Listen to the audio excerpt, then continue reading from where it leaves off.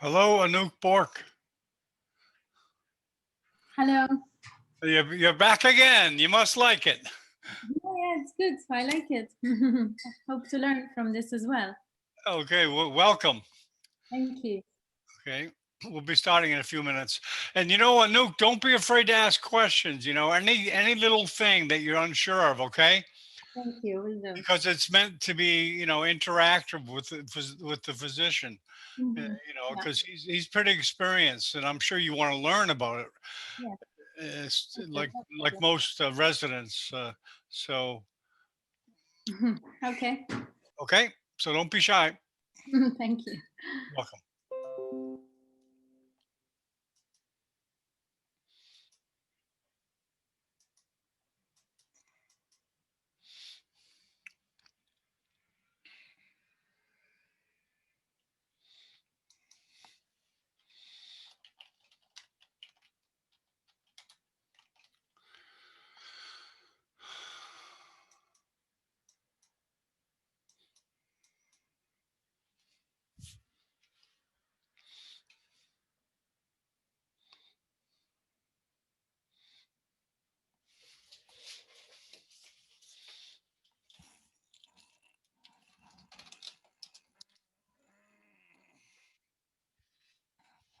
Greetings, everybody. Waiting for Ashish to come.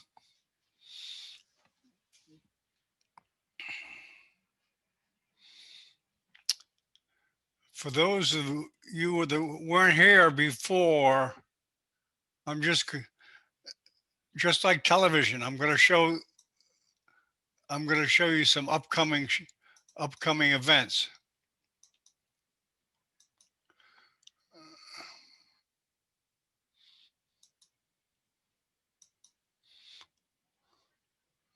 Now this is tomorrow. Dr. Sabaya, he's a well-known Arabic neurosurgery educator from Jordan, Amman, Jordan. He's been doing these he hasn't been doing webcasts for 27 years, but he's been doing almost weekly lectures from Jordan. And we started doing webcasting a couple of years ago. So he likes the, thank you, Anthony. He likes all the, he likes the internet.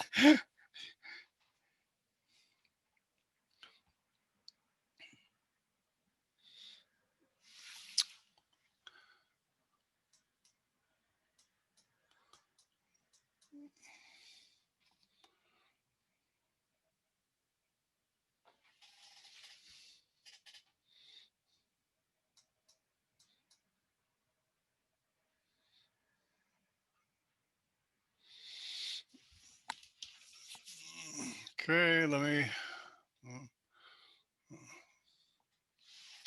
me get that background off. You don't want that standing there.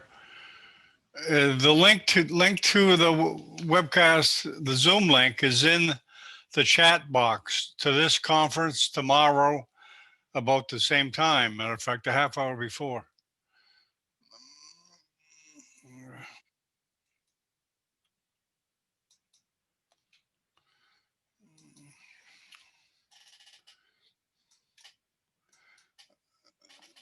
She should be here momentarily. Of course, the nightmare of when you produce these is that someone won't show up. That's happened once or twice. Well, due to whatever reason, usually in neurosurgery, it's because of emergency surgery, and everyone understands that. So,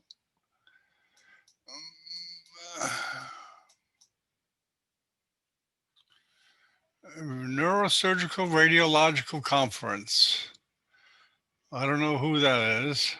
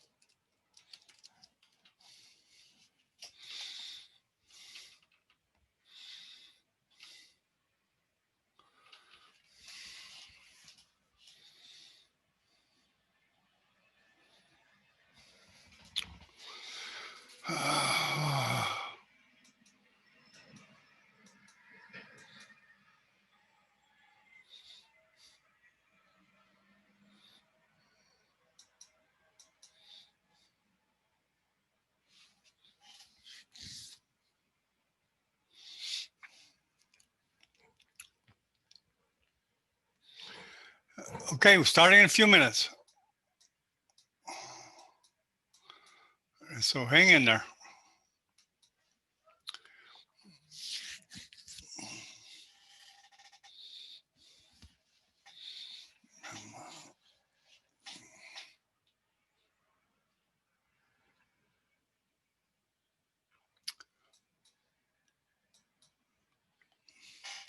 Okay, Ashish is here.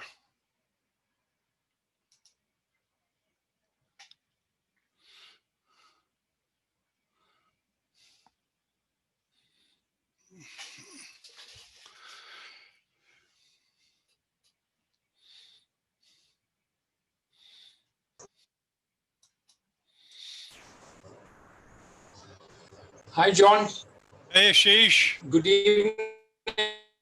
You're going to get a fine for coming late. I'm going to take it out of your fee. I'm so extremely sorry. No, I'm taking it out of your fee.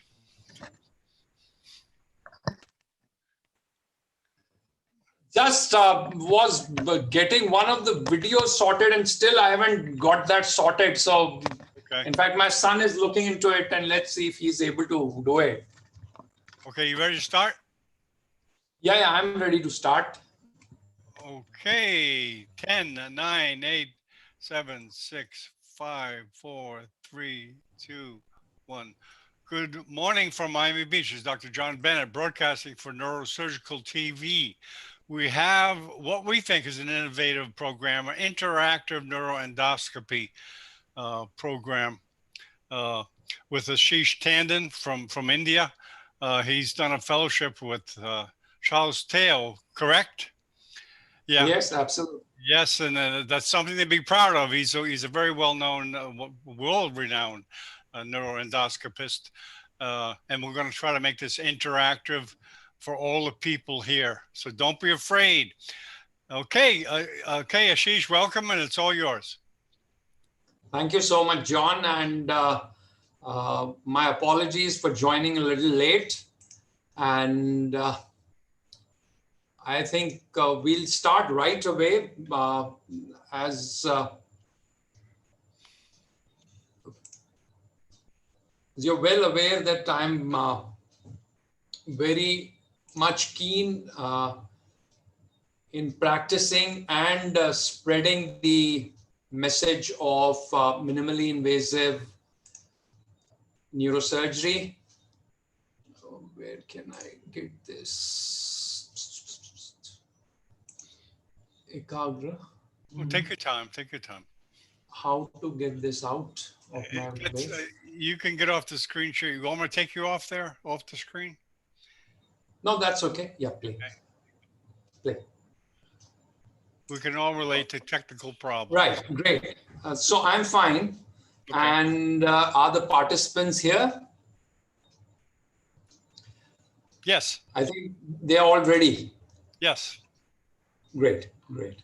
So, as we've done in the past, there would be some slides. We would be talking about the Wiltse approach for pedicle screws and MIS TLIF. It basically deals with an extremely common problem, which is lumbar canal stenosis with instability, where you need to get things corrected and decompressed. So this is a really very interesting innovation. And it's not innovation, it's rather an amalgamation of various techniques which already exist. So I would start right away. Okay. Now, before I get on with my slides, I would really request all of you that you can sort of interrupt me at any point of the lecture. Feel free to ask as many questions as you want. It would be, I would try to sort of provide certain answers. In the participants, I see Dr. Kachara. He's a great friend of mine. Is Dr. Kachara from Indore?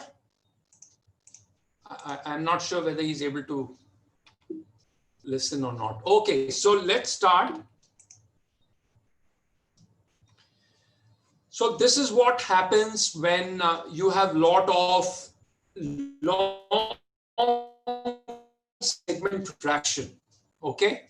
So basically, when you keep on retracting the muscles and there is a huge amount of opening, then that leads to a lot of muscle ischemia, muscle atrophy, significant post-op pain, the patient is not happy, and there are a lot of complications. So this we need to correct, and we have different ways. But before I talk about how to improve on our results, on how to decrease pain, how to decrease complications, I would first like to focus a bit on the anatomy, because I find students who really are not aware of what the muscles are doing and what the erector spinae is all about. So we have three important muscles. One is the multifidus, the second is longismus and iliocostal muscle. Now, can anybody of you tell me what is the function of multifidus muscle? Anybody who wants to provide an answer? What is the role of multifidus?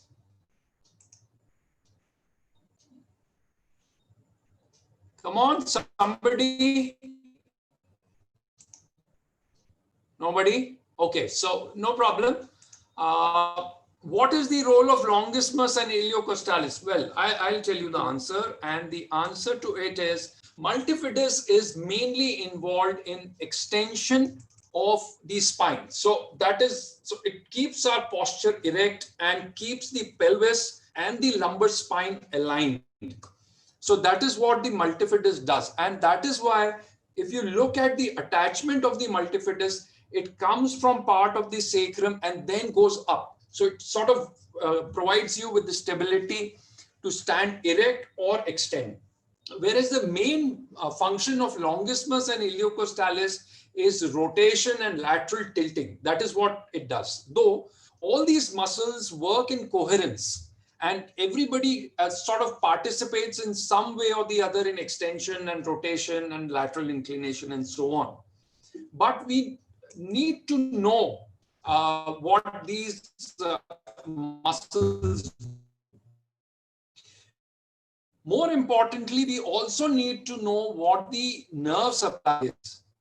So if you look here, you have a spinal nerve here, you have a dorsal ramus and a ventral ramus, and through the intertransversalis muscle, this nerve then divides into medial branch, intermediary branch, and a lateral branch. So the medial branch supplies the multifidus muscle, and the intermediate for the longismus, and then the lateral most is the iliocostalis. Now just imagine you have the spinous process here and the lamina here, and the multifidus is sitting on it. So when you strip this muscle, you're damaging the nerve. And when you're damaging this nerve, this goes into atrophy. And that is where the problem starts. I hope I have made this clear. Let me involve somebody. Can somebody be active? Dr. Salvinder Singh, Raghavendra Rao, Ninad, anybody. So, yes, sir, I'm here. Now what? Somebody was replying. Yes, sir. Listening here. Okay. So I'll carry on. So what happens when you have muscle damage, you have pain. We all know that, and we need to. Okay. So there are few studies, and they are very important studies. Like this is a landmark paper published in European Spinal Journal, which they measured the EMG, and look what they found. See, they found that this is what happens post-op. There is significant damage and bleed along the multifidus muscle. The longismus and iliocostalis may be preserved. And now look here. This is so interesting. So on one hand, you have stripped the muscle, and then you have these heads of the pedicle screw. So how will the multifidus come and join back? There won't be a good psychiatric or a good sort of fusion of this muscle with the bone if you have the bone there. So now multifidus is lying loose. There is hardly any nerve supply that you have left, and it can't attach to the bone. So just imagine multifidus is long muscle with a significant segment as flabby, loose, not able to do its work. So then what is going to happen? You won't be able to stand erect. Now, once if you're not able to stand erect, you stoop and you have back pain. Okay? So this is what iatrogenic damage is all about. And that is why whenever you have muscle damage, you have pain. So what the authors found was that if there is greater loss of electrical activity on EMG, the patient had more and more pain post-operatively. And they studied the nerve damage, and also they established that patients who have restriction of activity have greater amount of pain. So pain is coming mainly from 2 or 3 I'm sorry. So the pain is coming from generating from 2-3 sources. One is from the muscle. Second, indirectly, because the nerve has been damaged, and there in itself you are causing a lot of damage to the muscle. And finally, because the patient is not moving, I'm sorry. So because of that, again, you have the patient has pain. So then how do you improve your post-op result? By obviously reducing post-op pain. And how do you achieve that? First, don't give big incision, don't strip a lot of muscle. So use MIS approach, the minimally invasive spine approach. Then you see, this is very, very important, or most important. Don't do MIS approach if you have not achieved a good decompression and fusion. The top priority for the patient is achieving good decompression and fusion, for which this patient has come to you. So do MIS, but don't do incomplete work. Good decompression and good fusion, fine. And then obviously start rehabilitating this patient and let him come out of inactivity. So all these brought together will sort of help your patient. Now, what is the current technique for lumbar canal stenosis with instability? So L4-5 or L5-S1 stenosis with instability. So the current MIS technique is put MIS pedicle screws, the cannulated screws, and then do a tubular decompression and TLIF. Few would go for a pure endoscopic or a full endoscopic approach, put a case through transforaminal approach, and then interlaminar decompression. So these are the basic 2 techniques. But I, in my practice, use a third technique, which I have amalgamated myself. And I really can tell with a lot of strength of the number of cases that we have done that it really is, it reduces the VAS score to a significant degree, and the patients are very, very comfortable. So what is this technique? I'll talk about it. But before that, I would talk about this great person and a great surgeon, Leon Wiltse. These are few lines about him. He innovated, and he innovated with a lot of modesty and scientific integrity. And that is why he was extremely popular and a great teacher. So his teachings have influenced research and technical advances for decades. And I had the, I was really fortunate to visit the Leon Wiltse Memorial Hospital. It's been established in South Korea. They are doing some great work there. So what is this Wiltse's approach? It's a very simple approach. We know that when we go between the muscles, between the intermuscular plane, the amount of damage that you cause not only to the muscles but surrounding tissues is least.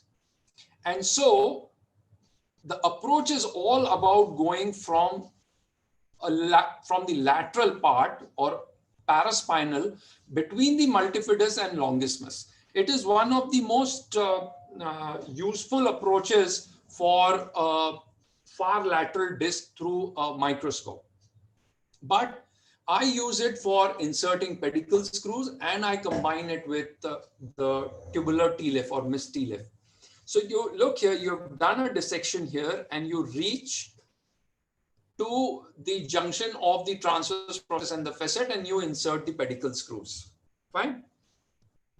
So I will go stepwise on how I do it. Okay. So I make a midline incision, a small midline incision. At the appropriate level, I confirm it through the C-arm. So the top and the bottom pedicles are my length of incision.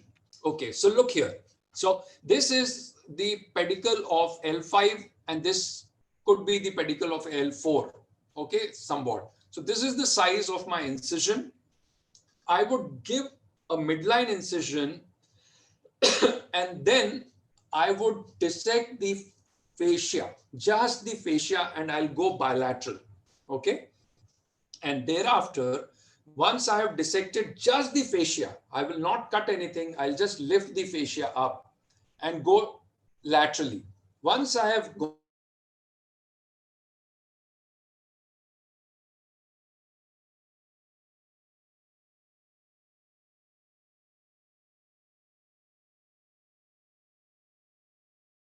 Hang in there, his internet's frozen.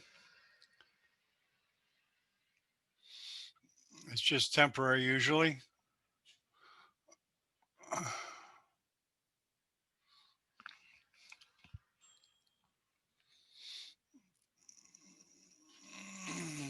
It's a new technology, but unfortunately there's some requirements, and one of them is bandwidth. Oh, good bandwidth. As you can see, Ashish has borderline, just hang in there. Electric failure. Oh boy. Now that's a different story. Okay, he's going to come back. He just texted me. He's going to come back. This is a digital coffee break. A matter of fact,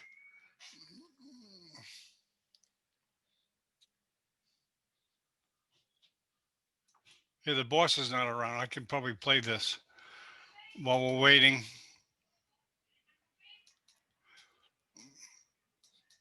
We'll just give you a little break.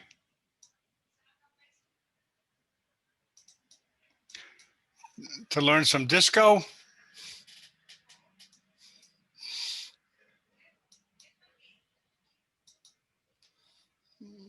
Hold on.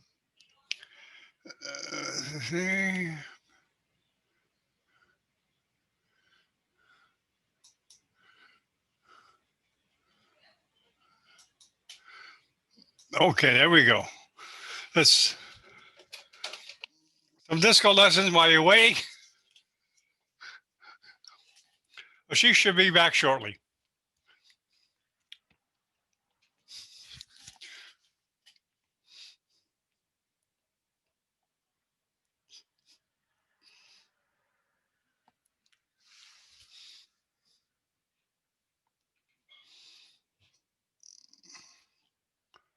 Okay, I just got a text from Ashish. She's coming back.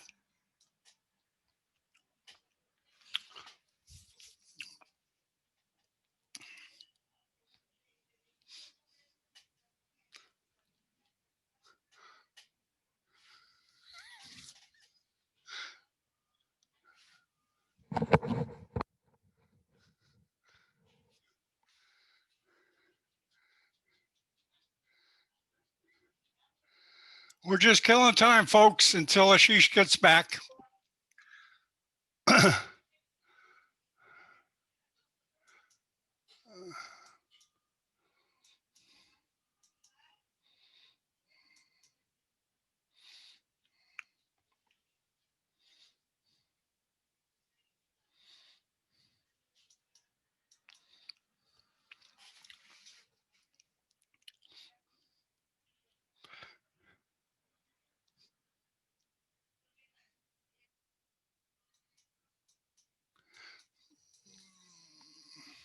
Oh, Ashish, you're back. Okay, let me get this off, Ashish. Hold on. Yeah, Ashish, I'm sorry. Okay, let me just get back on here. We're just playing that video while we're waiting for you. Okay. Okay, let me get it off the screen, pinned screen. Hold on. Okay, there you go. Okay, Ashish, you're all set. Okay. Once again, apologies. Okay.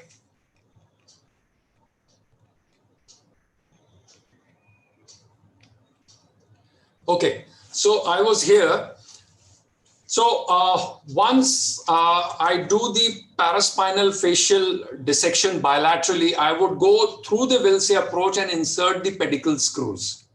So how I do it is I'll give a midline incision here, just take the fascia on the side, use my finger to develop the plane of cleavage between the multifidus and the longismus, feel the transverse process, feel the facet, and just put a marker to confirm my level. Once the level is confirmed, I use a little bit of monopolar to dissect and I'm ready for the screws. Okay. So this is what my assistants hold, the self-retaining retractors. I see this area and I put the screws. So the complete multifidus here and the longismus here are not dissected at all. And we have ample amount of space to put in the screws. Once the screws have been put on both the sides, I take the traditional tubular route to get in and do the discectomy, over the top decompression and foraminotomies and insert the TLIF. Okay, so till now, any confusion, any questions?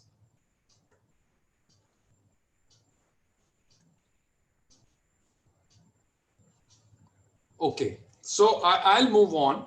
So this is a typical case. She had severe stenosis at L4-5 and there was angular instability in this lady with listhesis. And so we started putting in screws, and once these screws were placed, then through the tube, we went ahead, did the decompression, and finally we inserted the TLIF. Okay, now you have to remember that when I put the TLIF, at times after the decompression, I would distract a bit to engage the biggest cage.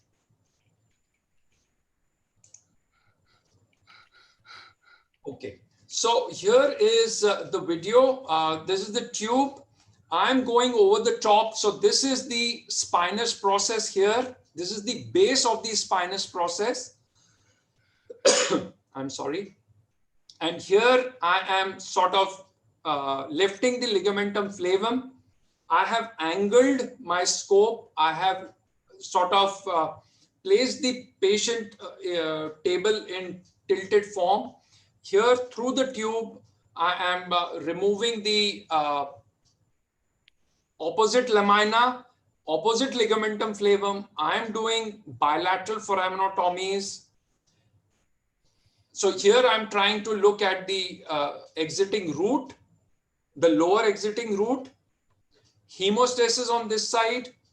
And once I'm happy on the opposite side, I sort of tilt my tube towards my side, then do a generous facetectomy, a good generous facetectomy, And once the facetectomy is done, I would go ahead and insert my TLIF. Now, there is a separate section wherein I'll give you my tips and tricks for the TLIF. So once this has been inserted, I think the job is done. I insert a good amount of bone anterior to my TLIFs as well. And this is the incision. It is about 1.5 inches or so. And she is the lady. She is just about 18 hours post-op. She is able to walk. She still has a drain, though nothing much comes out of the drain, but still I tend to use it. This is another lady with severe stenosis. I brought this photograph just to demonstrate that this can be an excellent technique for obese patients. Here I had used peak cages to stabilize, and this lady was almost on a wheelchair for months, and now she could start standing and a little bit of walking on her own. So it's not just me. There are a good number of studies. This is the mini open group. So small open surgery, and the authors here have been able to show a much better VAS score with the mini open as compared to the open approach. So not just post-op day 3, 2 point, and post-op day 7, 2.3 to 1. So there was a significant difference in the post-op VAS score between the open and the mini open. Okay, and look at the cost. This is pure MIS. This is what MIS technique looks like. And this is about, say, about 6 to 8 weeks after the way I do it, through the posterior midline incision. And the scar is definitely much better through a single posterior midline incision. So the advantage of this Wiltse technique over the MIS system is, it is in my hands, it is faster, though I have seen surgeons who insert screws through the MIS technique pretty fast. So I won't say that for all it is a faster technique. Then it is, I feel, again, it is, the VAS scores are comparable or lower even to MIS screws. You get a better midline scar, and you are using the traditional pedicle screws. So for my part of the country, it turns out to be much, much cheaper than using the MIS screws. The bigger advantages are, it is easy to perform, and there is hardly any learning curve once you are familiar with the anatomy and the tubular system. Obviously, danger of any Wiltse approach for any indication, be it for a far lateral disc or for a TLIF, is the dorsal root ganglia injury, because the dorsal root ganglia is in the foramen. So you need to sort of take care that you don't injure the dorsal root ganglia. So I'll just take a break of 30 seconds and open the session for questions. So any questions from anybody? You can unmute yourself, ask. If you haven't, if I have not been able to make you understand, yes, sir. Yes, sir. Please, please. Yes. Can you please elaborate more a little bit? How did you shift from the? Well, you dissected the fascia from the midline laterally over the muscles. You didn't go through the fascia laterally. That's it. Okay. I mean, so, sir, like I'll show it to you. Like this is perpendicular. So I'm making a midline incision and opening it here. Okay. Then again, I am incising the fascia in the midline, and then you use monopolar. You use monopolar for that. Monopolar. Or so you can monopolar make over the spinous process. Okay. On the side, because the fascia is attaching to the sides of the spinous process. So from the side, I dissect the fascia lift the fascia and reach to the muscle? Okay, because I'm used to use the microdiscectomy of Casper technique. We don't use the monopolar. We just incise the fascia and pull it laterally. But the difference is that we are going between the multifidus and the spinous process. I mean, we are ruginizing the multifidus from the spinous process itself. But you, Yes, sir. when we do the microdiscectomy, but No, you are going, absolutely. but you are going between the multifidus and the longissimus muscles. Yeah. So I, in between, a couple of years back, I used to give 2 incisions laterally because you have to put the screws on both sides. So I used to give 2 incisions laterally, but I faced 2 or 3 problems. The first problem that I faced was that because when the fascia is intact, you really don't know where the multifidus ends and where the longissimus or where the intermuscular septum is. So you really do not know where exactly to give the incision over the fascia. So that was problem number 1. So at times I was going a little lateral, at times I was a little medial. But when you're doing a midline dissection, you can take it really far off and you can use your self-handled retractors. Can't we make some measures on the MRI? I mean, the MRI, we can measure the distance and you can do it, no? Yeah, yes, you can. But then you see, pre-operatively, you are injecting local and you can, and a few millimeters here or there won't make any difference. Absolutely, you can go that way. But I personally tried that and then I found this more comfortable. There was another reason for that. The second reason was that on the side when I'm doing the tubular discectomy, that fascia used to sort of be a little hindrance to me. Because now I want to go more medial through the multifidus to reach to the facet joint. Because if I am going between the multifidus and longissimus, then the angle for the tube is too, it's too angulated. So then this procedure becomes more difficult. When you go and insert the tube through the multifidus, then it is easier. So then again, that fascia, if I'm cutting laterally, it sort of obstructs me. So that was the reason I shifted from 2 lateral facial incisions to a midline incision. Excellent. Okay. Thank you very much. Yeah. Anybody else?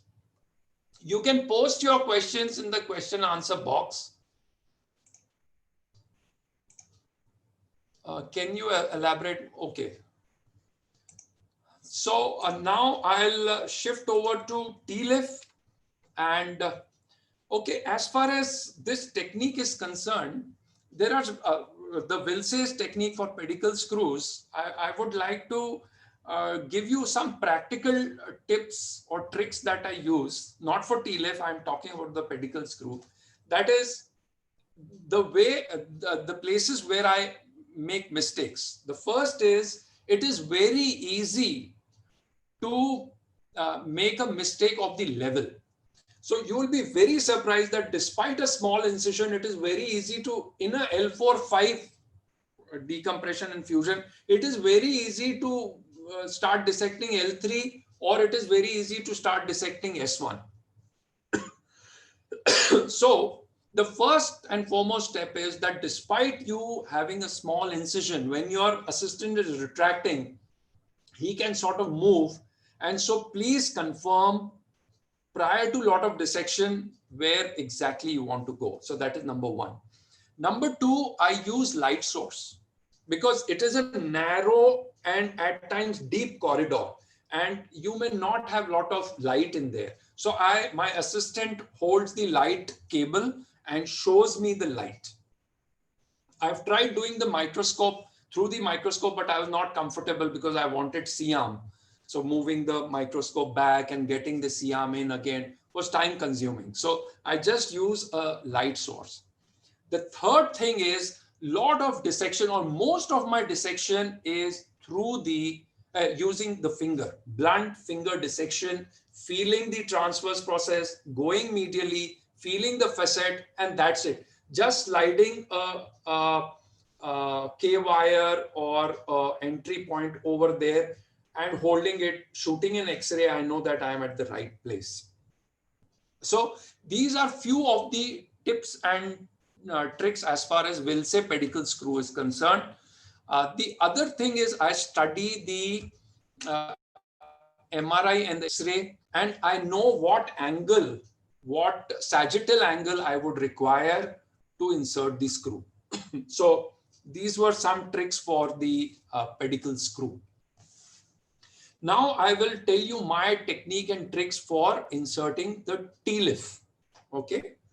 So a little bit of theory. We know that the loading in the lumbar spine through the anterior column is almost 80%, and through the posterior column it's 20%. Okay.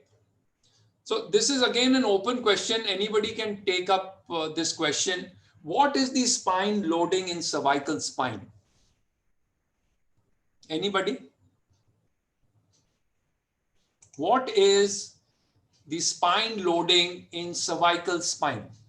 50-50. So one answer is 50-50. Okay.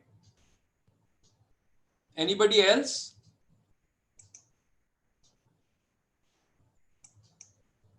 Anybody wants to give it a try? Okay. It's a little more. So the posterior aspect in the cervical spine is almost 60%. And this is where we make a mistake. We do laminectomies and then we fail to understand why the patient has gone into swan neck deformity. So in cervical spine, the facets, the posterior aspect shares the load much more as compared to lumbar spine, where the bodies are really thick, big, strong, and they are taking the load. Okay. And that is why here it is more important to give anterior support. What we do in lumbar spine is we try to put in a lot of bone in the posterolateral aspect, and we forget to stabilize the anterior aspect, though the load is being transmitted anteriorly.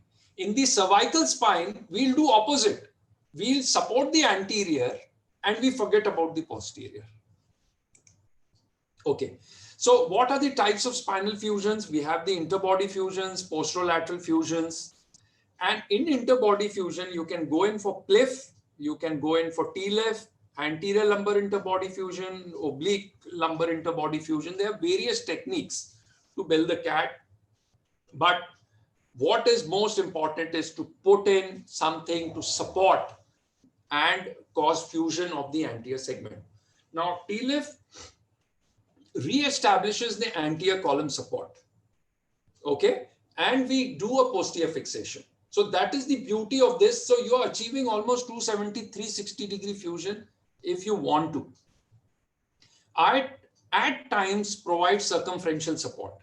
So if the listhesis is grade 3, and if I'm getting it back in Wiltse, because the transverse process and the posterior elements are right in front of me, and there is abundance of bone, I put a TLIF and I also lay bone in between the transverse process. So I have anterior fusion as well as posterolateral fusion. Okay, so I'll skip this. Indications, you have spondylolisthesis, various types, you have degenerative deformities. You can use it in multiple recurrent disc herniations with deformities. Then you can use it, you should rather use it in failed previous lumbar surgeries or lumbar fusions where you can extend your level. Or if you have a huge disc and you feel that once you remove it, there is a chance of instability. So now what is my technique for performing a TLIF? So once I have inserted the tube, now previously, I'll try to show you one X-ray. Okay, now look here. one screw is going from the upper pedicle. Suppose if there is L4-5 listhesis and the other is going through L5. So in my early stage of the learning curve, I used to put this screw and I used to get this pedicle ready for the screw, but I didn't insert the screw. Why? Because I was using a larger tube, and at times this pedicle screw was in my way. So on one side, so on the opposite side, both screws. On this side, the top screw, but missing the lower screw. Getting it ready, just putting a small K-wire or something, or even in the later stages, I used to leave. Now, with sort of experience, I insert all 4 screws. So this I wanted to mention. Okay, so you can put in screws, and then you can do a unilateral or bilateral laminotomy with facetectomy. So I would rather, most of the times I'll go for a unilateral laminotomy, over the top decompression, and ipsilateral from the side where I am standing, I would do a facetectomy. So, okay. Now, once I have, again, as far as facetectomy is concerned, you should know where to give your cuts. This is important. And do a generous facetectomy. Don't think that you will leave part of the facet, because it is leaving half the facet is not helping you with stability. Rather, when you go on the side and you've removed the facet, it is easy to insert the TLIF. So be generous and remove one side facet. Now, when you're doing that, what is more important is to protect the upper exiting root. Okay, so I'll again, okay. Now look here, I'll do a generous facetectomy, but you see here, I've done a laminotomy and this root is coming out. So when the cut here, the lower cut has no problem because the root is going and it will exit from here. But this upper root is in danger of injury. So when you are giving your upper cut, upper osteotomy, you have to be very cautious of injury to this nerve and to this dorsal root. Okay. So this is a very important complication avoidance step. So once you have done this, then go ahead. Rather, I'll put pedicle screws first and then do a facetectomy. Makes things easier for me. And then after you have done the facetectomy, again do a generous discectomy. Okay. So by generous, I mean is you need to go almost till the anterior aspect. Okay. Don't do a half-hearted discectomy because now you know that these days the dictum is achieve lordosis, correct your pelvic incidence, correct your pelvic tilt using the anterior support. So these days you have angulated TLIFs. So when you insert, they give you that lordosis on their own, and you don't need to sort of do a lot with your pedicle screws. And that can be achieved only if you push your cage as anterior as possible. Number one. Number two, when you do a generous discectomy, you can lay bone pieces here for fusion. So that is the second advantage. Number three, when you do again a generous discectomy, pulling back of the listhesis is much easier because you have sort of released the forces that are holding back the listhesis. So these are certain advantages. So already you've done facetectomy one side, unilateral or bilateral for amyotomy. So that posterior aspect is a little loose, except for the opposite facet, number one. Number two, a generous discectomy. Okay, fine. Now, please use these curettes and do a good end plate preparation. That is again very important for fusion. And after you have used the smaller shavers or curettes, use the triangular curettes to again achieve a good end plate preparation. Now, the other mistake that we tend to commit is that there is sort of a dip here on both sides. Try to make it flat. Why? Because what happens is we measure the size of the TLIF from this end to this end, you know, because this is what is obstructing the entrance of your sizer. So make this absolutely parallel and flat. This is again a very practical and good tip and trick. So just take 5 minutes and make this flat. That is going to help you a lot. This is a very practical tip, okay? And then you can see it on the X-ray also, right? So once you have done this, once the edges are prepared, now you are ready for your TLIF cage. You can use a PEEK cage, a titanium cage. I prefer banana cage. Banana cage has the biggest footprint. It gives good support.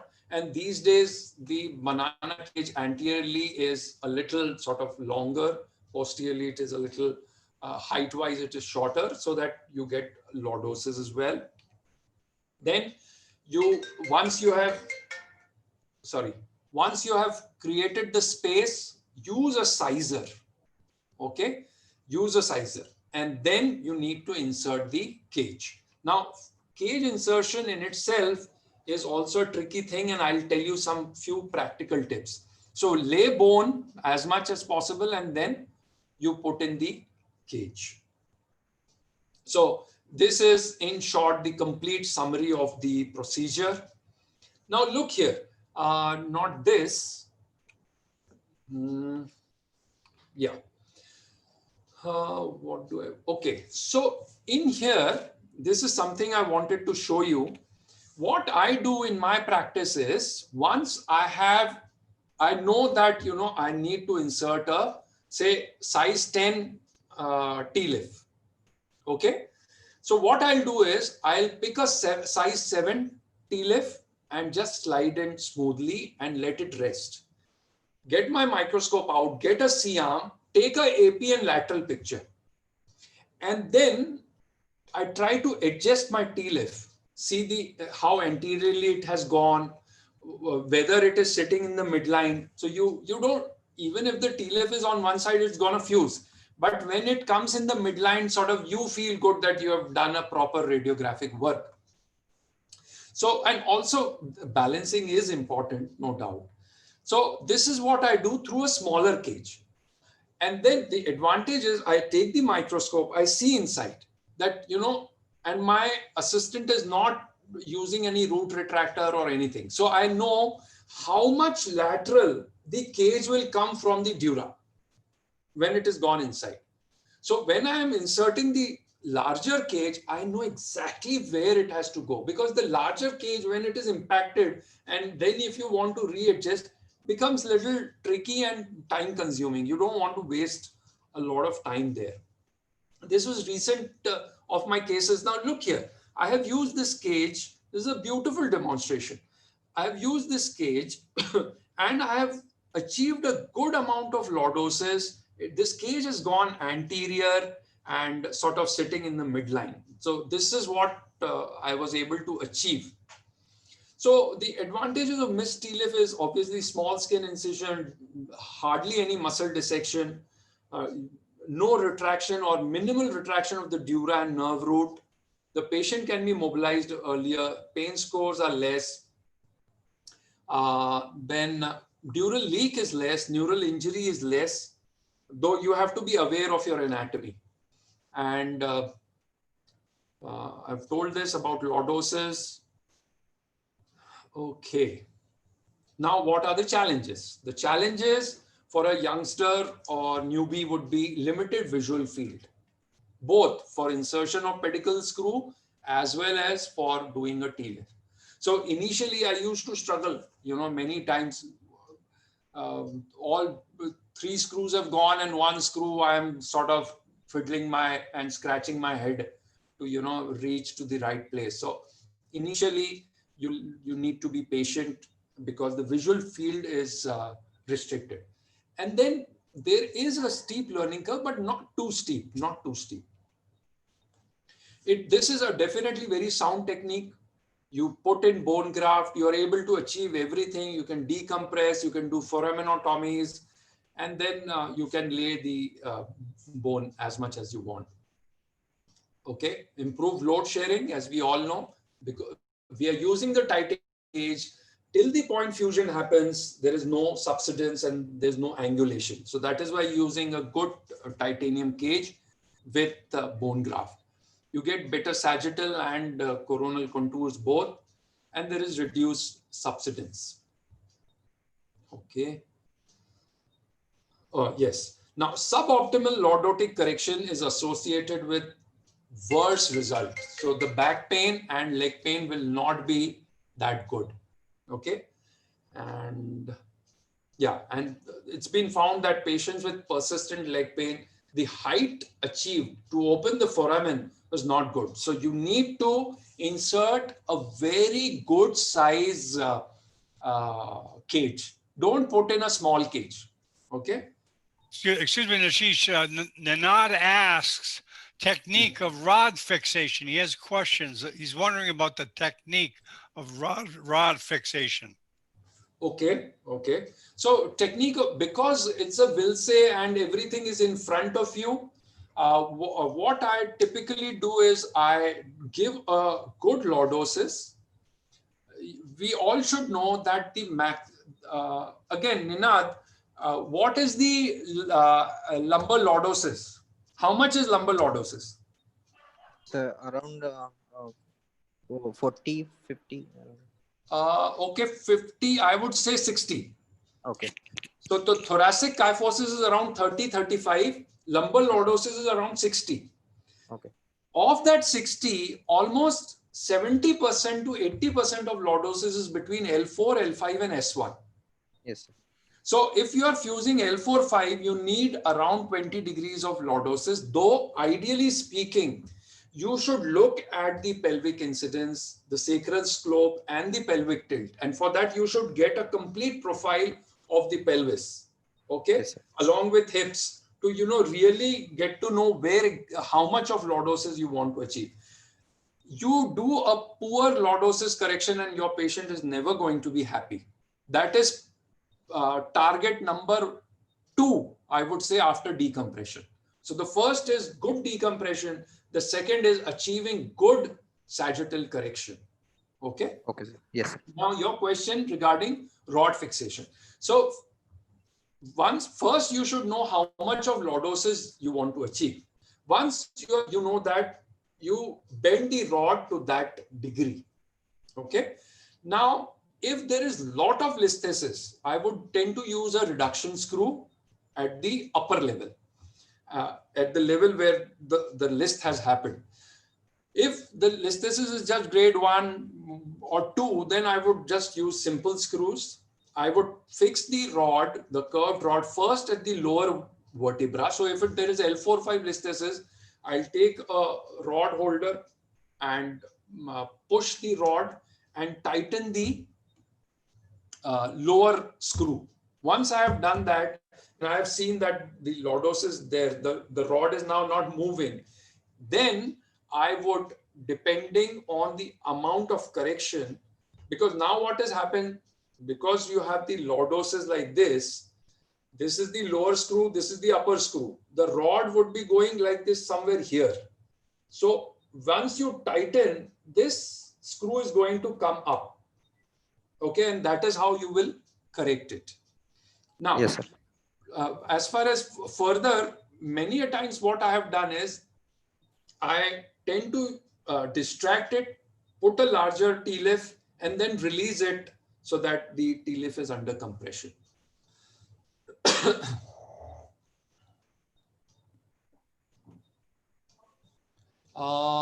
There's one more question. If you have video to show how to move from one level to another to put transpedicle screw, please show if you have.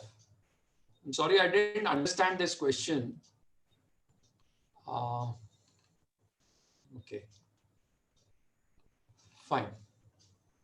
So if you have more questions, you can post and I'll try to answer them. Okay, fusion rate, single level TLIF more than 90%, multi-level TLIF, the percentage comes down. And that is because the surgeon is not spending a lot of time because the duration extends of the surgery. Second, that the preparation is not well. And third, obviously, the more levels you need to fix, the pseudoarthrosis rate increases inherently. So what are my conclusions? It could be an easy to perform technique you can learn in 2-3 cases. And the Wiltse technique of simple screw insertion with a TLIF, MIS TLIF, is ideal for countries where you have resource crunch or where you want to do it in at an economically lesser cost. I feel there is better cosmesis, VAS scores are low, and you can discharge your patients early. I would like to invite applications for the MIS Brain and Spine Fellowship course. Many thanks. Thank you. Okay, Ashish, thank you. We got a little interaction today. Yeah, we have a lot of, John, we have a lot of participants, but less of questions. Let's see if they have certain questions now. Please feel free to ask. Sure. Or you can post them, whichever you prefer. Okay, so, they're not asked from where to read this Wiltse technique from midline incision.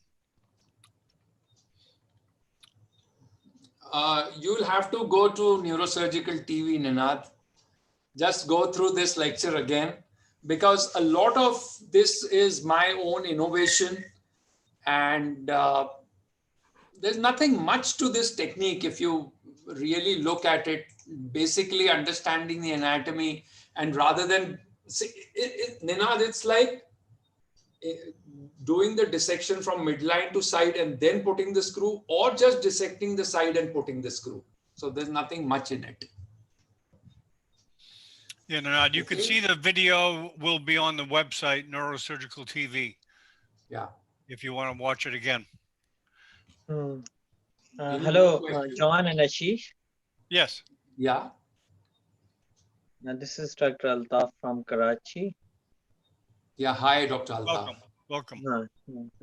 So I was just wondering the indication of your surgery. So I'm sorry. I was just wondering the indications of surgery, especially ALIF and the procedure you described. If you have, for example, if there is a patient with low back pain and one side is sciatica, neurogenic claudication, and he's having some pain relief with medications and with the pregabalin and other neuromodulating drugs. And on X-ray, it's a grade 2 listhesis, which is stable. Oh, I'm sorry, interruption. I'm sorry. Hágale que está sin calzones. Whoop. Okay, I muted them. Okay. Sorry, Dr. Altaf, you were telling. So which is stable. In that situation, what is your indication? L4-5 listhesis, grade 2, some neural element compression, some disc herniation. Will you do this procedure, or will you do laminectomy simple and then pedicle screw? For me, any listhesis, if there is instability and if I am creating further decompression, I would need to stabilize it. And if I need to stabilize it, the best way to stabilize it is a TLIF.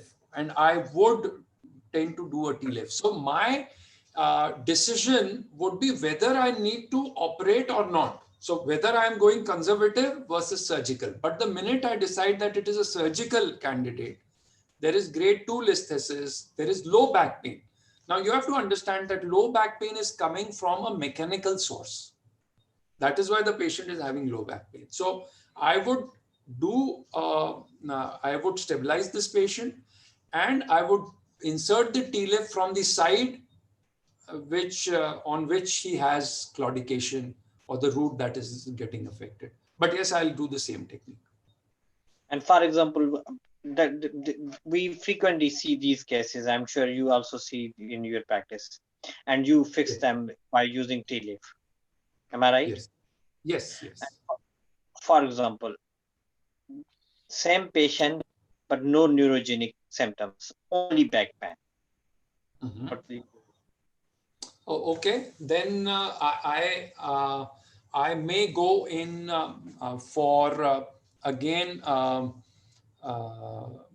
Either I may go in for a simple PLIF, bilateral, or if, but rather I would, my preferred choice would again be TLIF over a PLIF, even if the patient has no neurogenic claudication. Because what I feel is pedicle, you need to compare the results of pure pedicle screw with posterolateral vis-a-vis pedicle screw with TLIF.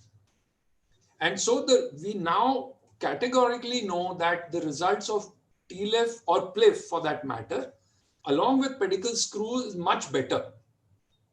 And you would hardly take another, say, 30 minutes to insert a TLIF and put in a lot of bone there. So I would rather, again, even in this situation, I would go in for a TLIF and a fixation.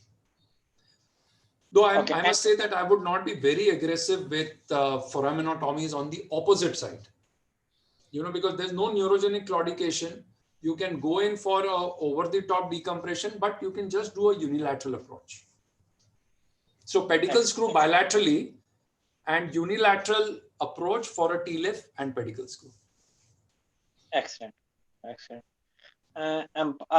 How frequently, because you are doing lots of cases, we do it, but we are not doing it frequently.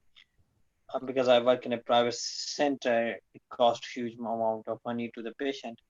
So how frequently do you see complication in your own practice, not bookish? For example, the CSF leak, a nerve injury, a dural injury. How frequently have you seen? As far as, see, I'll tell you, my complications were more related to dorsal root ganglia injury and root injury, especially in the initial part of my learning curve. Wherein, because see, injuring the dura is not very high, I would say. Even if you have injured, because there is always a possibility of immediately converting into open, you can put in a stitch or two. But that was not more of my concern. There were two complications. The first was root injuries or dorsal root ganglia injury. And second was an incomplete opposite side foraminotomy in the initial part of my learning curve. Then, you know, despite using tubular system for discectomies and foraminotomies and laminotomies for years together, I still did not, you know, understand that, you know, though I am fixing the tube, but that is not a rule that, you know, wherever you have fixed it, it needs to remain there. So I started, you know, using it more of cranial and caudal direction.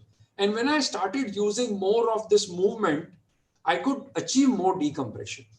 So these were two of my main complications: nerve root injuries on the ipsilateral side and inadequate decompression on the opposite side. Right. Thank you. Well explained. And you are a good teacher, I must say. You are very good. Thank you. You give it lots of enthusiasm. And that makes me and many a participant to come to your presentation. Oh, good. Oh, it's a pleasure. It's a pleasure. Though this time it was like last week we missed. I hope we'll have something again next Tuesday. Is it possible, John? Yeah, sure. I think it's important that we get regular so people know it's going to be here. Yeah. Any more questions? Yeah, someone was asking, Vinagyaka was asking how to apply for a fellowship course.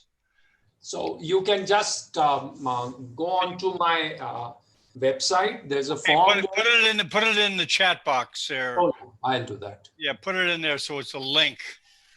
I know that people understand, they like links. I know I like links. I don't like copying and pasting. I'll do it if I have to, but Okay. But if you put it in there, the chat, so everyone can see it, everyone can copy it. And of course, this video will be on. I'll put the address of the YouTube channel too, of where the video is going to be forever.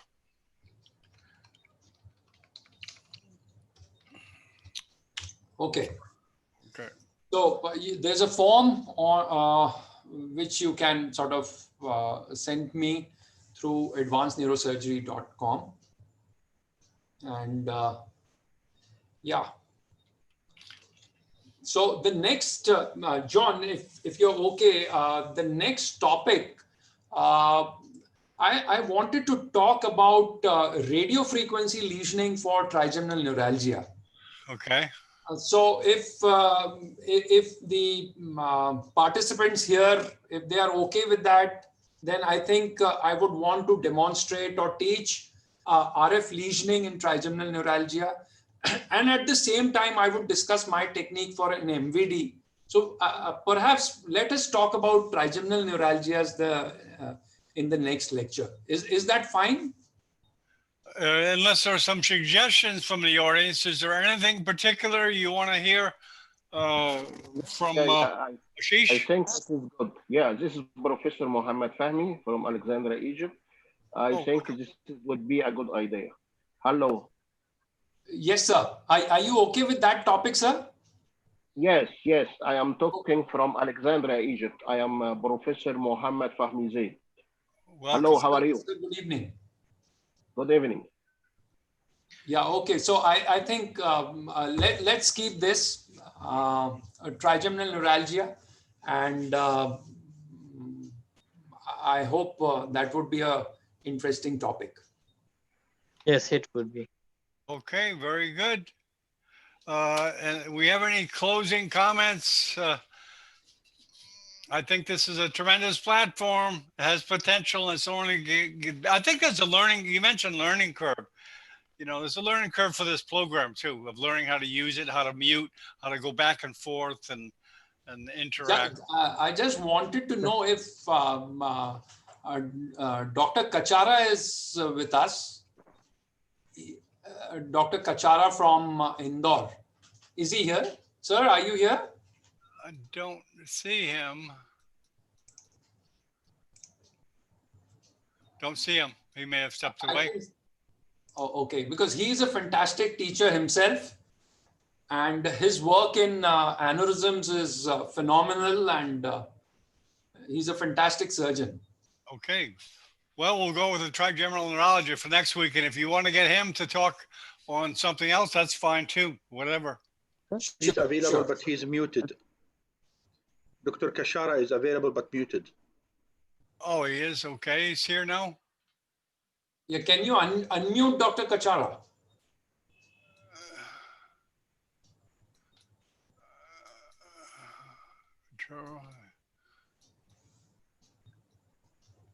Can't find him.